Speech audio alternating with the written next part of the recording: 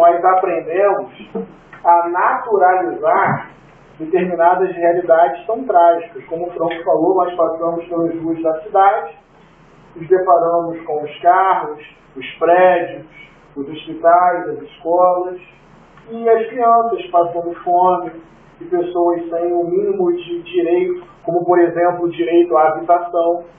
E, de alguma forma, nós acabamos naturalizando essas realidades e não mais encarando como realidades duras, né? Acho que quando o Henrique trabalha essa ideia de que nada deve parecer natural, é importante a gente pensar o termo inteiro sobre isso, porque a gente vai se acostumando com a nossa realidade. A gente sempre se acostuma. No primeiro ano nosso do Colégio Argumento, estávamos lá, todos nós, e nós fizemos um projeto chamado O que é Loucura, debatendo como a definição de loucura foi sendo articulada ao longo da história. Quem são os loucos? Mas, não satisfeito, o Freixo resolveu nos levar a um hospital psiquiátrico penal no Complexo Frei Caneca, lá no Rio de Janeiro. Uma excursão interessante. Imagina você chegar em casa e dizer: mãe, a escola me convidou para um passeio. Onde, meu filho? Um hospital psiquiátrico penal. O que isso quer dizer? Não era só um hospital psiquiátrico de presos, pessoas que cometeram delitos, e quando é avaliado que essas pessoas fizeram isso fora de sua capacidade normal, existe lá uma sentença diferenciada, e essas pessoas cumprem pena em um hospital psiquiátrico. Nós fomos, fiquei muito preocupado, porque eu sabia que ia com o Franco, não sabia se voltar. Entramos, um grupo de estudantes, Marcelo, uma psiquiatra, esqueci o nome dela, uma pessoa amável, que nos ensinou a ver a vida com mais profundidade, com mais reverência, com mais respeito, com mais amor. E nesse momento eu comecei a conversar com o garoto, eu só consigo lembrar agora do semblante dele e do nome. Não sei qual foi o caminho de vida que ele percorreu, chamado Anderson. Por alguns instantes, amigos e amigas, diversas barreiras sociais, culturais foram quebradas.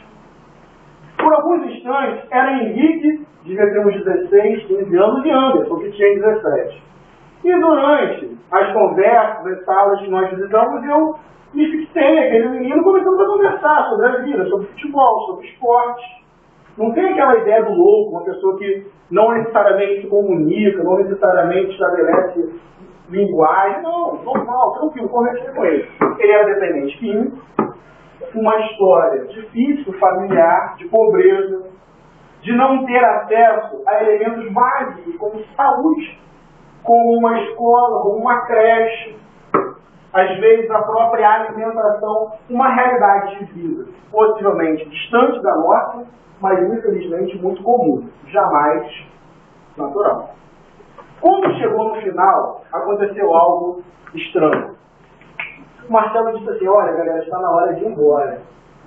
Beleza, palestra no final, debate, e o Anderson então deu assim semblante, fez assim uma fisionomia de tristeza, ele me chamou a atenção, que era um bate-papo, né? Um bate-papo normal. Pô, você tem que ir embora, você tem que ir. E ele fez uma pergunta que me provocou. Uma pergunta que me tirou do meu lugar de conforto. Uma pergunta que me fez pensar e me fez sentir. Ele fez uma pergunta muito simples, mas a resposta que eu dei realmente me chamou a atenção. Pergunta óbvia: Henrique, para onde você vai agora?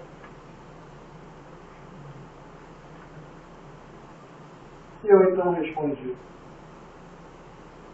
para casa. E nunca fez tanto sentido para mim a diferença de oportunidade de vida que existe entre mim e muitas pessoas. Pergunta simples, não é? Mas quando eu respondo para casa, vocês entendem a profundidade disso? Eu tenho uma casa para isso. Eu estava lá em uma excursão da minha escola, cursando meu ensino médio, aspirando chegar a uma faculdade. A resposta casa mostrou o abismo que existia entre o Henrique e o louco, entre o Henrique e o presidiário, entre o Henrique e o negro, entre o Henrique e o pobre, entre o Henrique visível na sociedade, entre o Anderson invisível na sociedade. Preso, para que ninguém veja, controlado, para que ninguém sinta. E ter que responder que eu ia para a minha casa me fez pensar o quanto eu não posso, e então dialogando com a fala do Santos, simplesmente me calar, simplesmente fechar os meus olhos diante de desumanidades cotidianas. Eu vejo, inclusive, nas ruas da minha própria cidade. Desde então, eu procurei pautar a minha caminhada em um desejo de fazer a minha parte na transformação do mundo. Uma expressão tão louca, uma expressão tão rara, uma expressão tão sem sucesso. Alguém hoje ousa transformar o mundo? Sim, muita gente. Mas não é essa uma expressão corrente, uma expressão mediatizada, uma expressão vitoriosa na sociedade. E então, vocês me perguntam, o que você é capaz de fazer sozinho? E a minha resposta é absolutamente nada. Porque eu não confio simplesmente em qualidades pessoais. Eu confio em construções coletivas. Eu confio que juntos, cada um com o seu olhar, cada um com o seu sentimento, cada um com a sua fala. Eu não acredito em protagonista e coadjuvante. Isso é contra os meus princípios. Entre nós só existem o quê? Protagonistas. Indignação ao ver essa sociedade que é zero de compaixão e zero de humildade, onde se vê pouco respeito e está cheio de covarde, onde tem muito preconceito, tá tão pouco a igualdade. Cadê revolução, evolução de mentalidade? Cadê doação, motivação e seriedade, sensibilidade, força de vontade, liberdade de expressão, sensação de liberdade? Nada deve parecer impossível de mudar, mas para mudar não é só querer, você também tem que lutar. E nada deve parecer tão natural, mas em meio ao caos, nosso amor tem que ser incondicional. Independente do partido, o que deixa o meu coração partido é ver tanto problema e o sistema falido. Infelizmente isso acontece com todos e também comigo. Eu improviso, mas não tem problema, porque o bagulho é esse tema. Mas ainda resta a esperança e dá pra fazer diferente. Quem luta alcança e a mudança tá dentro da mente.